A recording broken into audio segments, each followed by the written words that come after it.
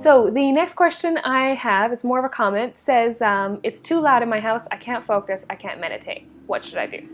So my answer for that would be, I'd like to quote from David G. in his book, Secrets of Meditation, in which he talks about sound.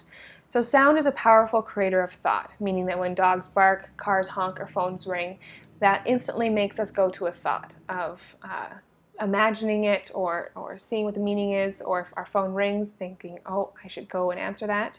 However, meditation takes you beyond sound, so you don't feel like you need to do anything. So if you set that time to meditate and you're hearing a bunch of trucks go by and cars honk or whatever, just sit knowing that you don't have to do anything. You're just there to observe. And it might agitate you a little bit in the beginning, but just continue to focus on your breath and sit for as long until your timer goes off, and just don't feel like you need to do anything. He goes on to saying, let it in, witness it, observe the flow into your awareness, and then observe it flow away as your attention drifts back to your breath.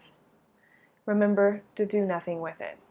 He also goes on to say that Deepak Chopra once said, there's no difference between a beautiful love song or a baby crying. It's the intention we bring to the sound that determines the relevance in the moment. The longer you stay on a particular sound, the closer it leads you to some kind of meaning and then to thought. So do nothing with sound, let it come, let it go, be unconcerned. As long as you're willing to drift back to it, drift back to your breath will disconnect you from thought, and especially sounds. So that bit about sound leading to thought is, if we focus on that dog barking, and it can lead us to, I wonder what that dog looks like, or I wonder what that dog's barking at, or what is the owner doing? And it can just lead us down a path of thoughts. And that's fine, because that's totally what our brain is like hardwired to do, or definitely what it's accustomed to do.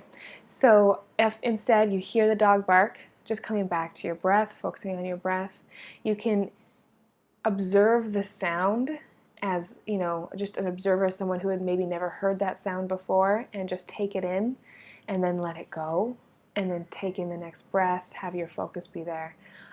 So if your house is super noisy and it feels like you're trying to meditate in the middle of New York City, New York Times Square, then maybe try and start off somewhere more quiet if that helps you.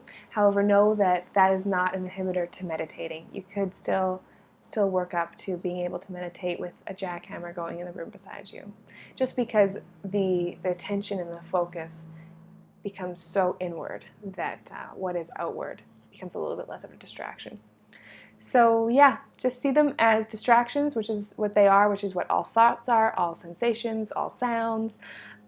They're just distractions that want to take us away from our breath, but the practice of meditation is just to bring our focus back to that breath and just sit in stillness and in silence. It sounds boring, but it's profound. Okay, we'll talk soon.